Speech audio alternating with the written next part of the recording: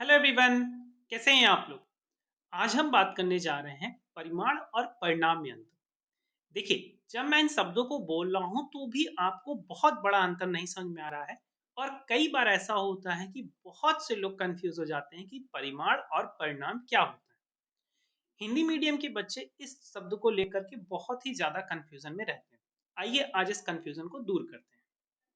देखिए, परिमाण, जब मैं आपसे मैग्नीट्यूड की बात करूंगा तो मैग्नीट्यूड का मतलब होता है किसी भी चीज की मात्रा। जैसे मान लीजिए कि हमने लिख दिया 10 किलोग्राम। अब ये क्या है? 10 किलोग्राम किसी वस्तु की मात्रा है, उसका द्रव्यमान है। अब अगर ये द्रव्यमान है तो ये उसका मान हो गया ना। अब देखिए, ये जो वैल्यू है इसमें दो चीजें हैं। एक तो है आपका ये 10 और दूसरा है आपका ये किलोग्राम। तो आपका 10 हो गया क्या? आंकिक मान। और किलोग्राम क्या हो गया? मात्रक। मतलब अगर मैं परिमाण की बात कर रहा हूं तो परिमाण में आंकिक मान और मात्रक का होना जरूरी है। और जब भी कोई हम प्रैक्टिकल कर रहे हैं, उस प्रैक्टिकल को करके हमारा कुछ भी रिजल्ट एट द एंड आ रहा है तो उसे हम क्या कहते हैं? परिणाम। ये भी हो सकता है कि कई बार परिमाण ही आपके परिणाम।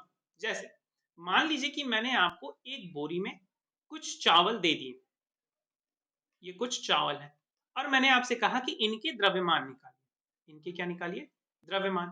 तो आप इसका द्रव्यमान नापोगे और द्रव्यमान आपको मिलेगा क्या? मान लीजिए, एक मान लेते हैं कि आपको मिल गया 70 किलोग्राम।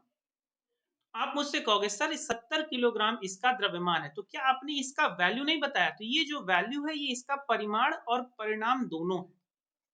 परिमाण इसलिए क्योंकि इसमें आंकिक मान भी है, और परिणाम इसलिए क्योंकि आपने यही रिजल्ट दिया ना मुझे। आपने जो भी सॉल्व किया उसका रिजल्ट, उसका आंसर क्या दिया मुझे? 70 किलोग्राम। लेकिन जरूरी नहीं है कि परिणाम के साथ हमेशा आंकिक मान और मात्रक हो।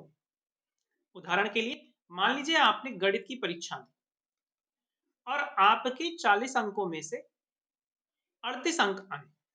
तो यहां पर इस अंक के साथ आंकिक मान तो है लेकिन मात्रक नहीं है। तब भी ये आपका क्या कहलाएगा? परिणाम कहलाएगा, रिजल्ट कहलाएगा। लेकिन ये परिमाण नहीं है। तो हम ऐसा कह सकते हैं कि प्रत्येक परिणाम, माफ करिएगा, प्रत्येक परिमाण एक प्रकार का रिजल्ट है लेकिन प्रत्येक परिणाम एक प्रकार का परिमाण नहीं है। आपको मेरी बात समझ में आई? तो मैं ऐसा कह सकता हूं कि परिणाम के अंतर्गत परिमाण आते हैं। फिर से एक और उदाहरण ले लीजिए। जैसे मान लीजिए कि मैंने तौला 2 लीटर दूध। अब इस 2 लीटर में देखिए, दो क्या है? आंकिक मान। लीटर क्या है? मात्रक। ये है आपका आंकिक मान और ये क्या है आपका? मात्रक। अब ये आपका क्या हो गया? परिमाण हो गया, इसका वैल्यू है।